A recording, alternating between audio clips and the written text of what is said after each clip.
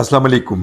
فلمی ستوري ملګرو، د دې عنوان تر مخه مونږ تاسو ته د پښتو فلمونو د اداکارانو په اړه معلومات درکو چې نه یوازې دا چې تاسو یې ګوري ولې مونږ د خپل نظر نوم د کمنټ په ذریعه خبروي. دا غي د لپاره ډیره مننه.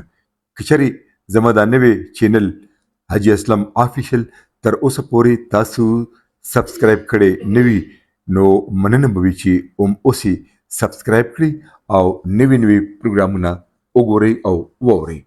نو د نن سٹار دی اداکار، هدایتکار او فلمساز درویش خان. درویش د پښتو فلمونو یو ستر نوم دی چې د اداکار سره په یو وخت باندې هدایتکار او فلمساز هم. نو اول د سره د دې نوموړي ستوري په اړوند د دې پورا پیژنګلو کوم. د فلم سٹار، هدایتکار او فلمساز درویش خپل نوم ماسل خان دی. د پلار نومي اول خانو چې د فوز نه د صوبیدار په عہده باندې ریټایر شوی. د ماسل خان د زیګون نیټه 3 جنوري 1929 ده. تعلق د بډبيري د بادشاه خېلو د کندي سره دی. ماسل خان یعنی درویش تر اتم جماعته پورې سبق په خپل کلی بډبیره کې وی. وړاندې تعلیمي تر 12 جماعته پورې په پنډه کې حاصل کو. د درویش درې رونه نور هم دي چې یو د پیشي په لحاظ باندې وکیل دی، دویم ډاکټر او دریم په ام ایس کې نوکر دی. ما چې کله د پښتو فلمونو پاکله کتاب لیکلو نو 3 کاله په مخه لاهور ته تل راغلم او په یو ستوري یعنی اداکار پسې ډیر زیات کړیدل او ګرځیدل او ډیر په خواره کړهو او مهنت می دی خلکو سره لیدکاته شوی دي. کله چې ما د درویش پښتنو کا نو ډیرو فلم سره تعلق لرونکو راته وی چې درویش ډیره مودو شو د فلم نه لاس اغست دي او به د سټوډیو په لور کتلی هم ندي. ارواحات صابر وسیم دی الله پاک وبخي اغرلا د درویش نمبر راکو. ما چې کله درویش ته ټلیفون کو نو په هغه وخت کې د بیماری له کبله په هسپتال کې داخلو. بیا ما چې وته خپل مدعا بیان کا نو زما د تپوسونو جوابونه ډیر په مینه او خوشاله باندې سره د بیماری راکل. ما چې تی فلمی دنیا ته دراتک پښتنه وکا نو ویل ما به فلمونه ډیر زیات کتل خو زما په فلم کې د ویلن کردار د ټولو نه زیات خوخو.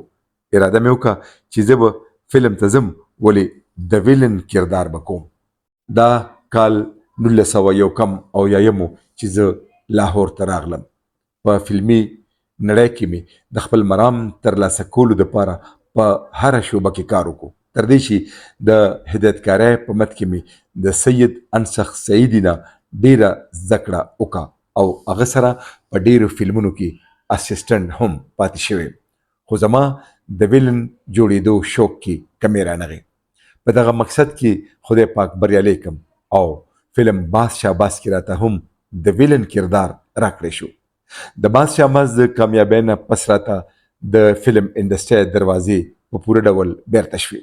تقریبا 25 فلمونو کې مې د ویلن کردار ادا کو چې ټول کامیاب بلکې سپر هټ شو.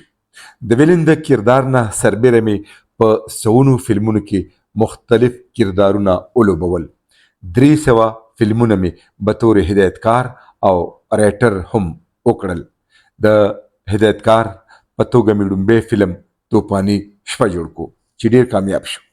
د دغه فلم نه پس راته بشمیره فلمونه د هدایتکار په توګه ترلاسه شول. ملګرو، اکثر فلم یا موسیقي سره تعلق لرونکي د کډمو او مشکلاتو سره مخ کیږي. دغه المیه د درویش سره هم وشوه.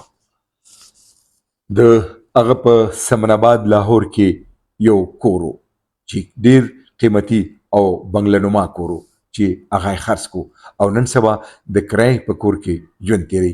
دغه 2 کور ودانې دي. د یوې تعلق د بډبيري او د دویمې د ملکند درګۍ سره چې یو اداکاره وه. 9 بچي الله پاک ورکړي دي. 15 زامن او 4 لونه دي. زامن هم په لاهور کې خپل روزګارونه کوي. یو هم فلم طرف ته نه دی راغلی. دلته به زه یو خبره وکړم چې تر اوسه دا وجه معلومه نه شوه چې ولې په درویش باندې د فلم یا د فلم انډسټري نوم هم بد لګي. ما چې کله کتاب مکمل کو او لاهور ته په دې غرض لاړم چې کم اداکاران، هدایتکاران او فلم سره تعلق لرونکي په لاهور کې اوسېږي هغوی ته یو یو کتاب ورکم. ډیرو اداکارانو او فلم سره اړونده خلکو له مې کتابونه ورکړل. نو درویش سره مې هم د ټلیفون د لارې رابطه وکړه، ورته مې د ملاقات خواست وکړو، نو بیخي انکار یې راته وکړو. ویل زه د فلم په هکله یو خبره هم نه کولی شم او نه اورېدی شم. ما ورته وی چې درویش خان صاحب زه تاسو له کتاب درکول غواړم. نو راته وی خفه نشي، د فلم په هکله کتاب هم نه ګورم او نه اخلم. بهرحال درویش د پښتو نه سربیره په څو اردو پنجابي فلمونو کې هم کار کړی دی او یو شمیر فلمونه د هدایتکار په حیث هم جوړ کړي دي چې ټول کامیاب ترین بلکې سپر هټ فلمونو.